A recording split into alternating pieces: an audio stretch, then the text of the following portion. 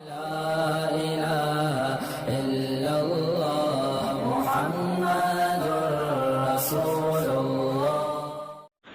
روزے کے بارے میں جو سوال بہت زیادہ پوچھے جاتے ہیں، الٹی آ گئی ہے، ابکائی آ گئی ہے، سے روزہ تو نہیں ٹوٹا، انجیکشن لگانا ہے، چوٹ لگ گئی ہے، خون نکل گیا، خون لگانا ہے، انہیلر لینا ہے، تو الٹی آنے سے روزہ نہیں ٹوٹتا۔ الٹی آنے سے روزہ اس وقت ٹوٹے گا جب دو شرطیں پائی جائیں گی۔ ایک یہ کہ الٹی منہ بھر کر ہو بہت زیادہ، اور منہ بھر کر الٹی ہوئی اور آپ نے اس کو نگل لیا تو نگلنے سے روزہ ٹوٹ جائے گا۔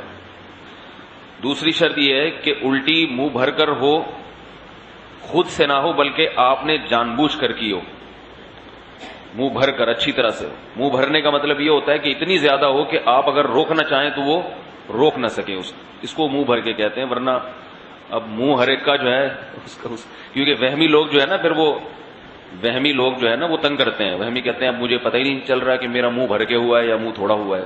تو بھائی اب منہ تو آپ کا اپنا ہے، میں تھوڑی پتہ لگا سکتا ہوں کہ آپ کا منہ بھرا ہے کہ نہیں بھرا۔ اس کا ایک فقہا نے ضابطہ بیان کیا ہے کہ اتنا کہ منہ میں روکنا اس کو ممکن نہ ہو۔ تو چھوٹی موٹی ابکائیاں آتی ہیں، چھوٹی موٹی الٹیاں آتی ہیں، یہ اگر نگل بھی لیں تو بھی روزہ نہیں ٹوٹتا۔ ابکائی آئی اور آپ واپس لے گئے تو نہیں ٹوٹتا۔ تو منہ بھر کر ہو اور آپ اس کو نگل لیں، یا نگلیں تو نہیں لیکن وہ منہ بھر کے خود سے نہیں ہوئی بلکہ آپ نے حلق میں انگلی ڈال کے قے کی ہے۔ تو عام طور پر ایسا کوئی کرتا نہیں ہے روزے میں، اس لیے اس کو اتنا بیان کرنے کی ضرورت بھی پیش نہیں آتی۔ اس کے علاوہ گلوکوز چڑھانے سے، انجیکشن لگانے سے روزہ نہیں ٹوٹتا۔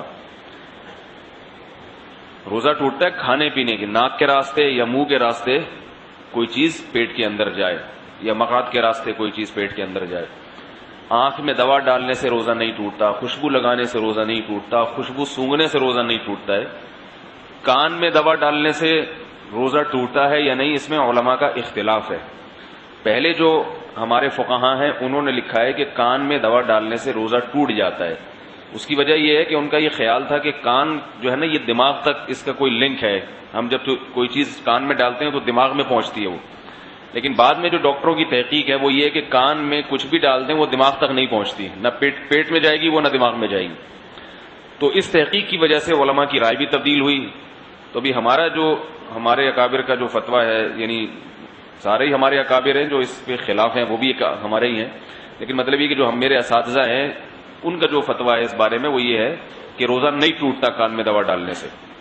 البتہ ہمارے ہی اکابر میں بعض اس کے قائل ہیں کہ ٹوٹ جاتا ہے، تو احتیاط یہ کہ نہ دوا ڈالی جائے، اور اگر کسی نے دوا ڈال دی ہے تو بھی کچھ نہیں ہوتا، انشاءاللہ روزہ نہیں ٹوٹے گا۔ آنکھ میں دوا ڈال دی اور اس کا اثر گلے میں محسوس ہوا تو بھی روزہ نہیں ٹوٹتا، سمجھ رہے بات کو؟ تو سر میں تیل لگانے سے روزہ نہیں ٹوٹتا، احتلام ہو جانے سے، نائٹ فال ہو جانے سے روزہ نہیں ٹوٹتا۔ زوجہ کے قریب کوئی شادی شدہ آدمی گیا اور ڈسچارج ہو گیا تو روزہ ٹوٹے گا، ڈسچارج نہیں ہوا تو اس سے بھی روزہ نہیں ٹوٹتا۔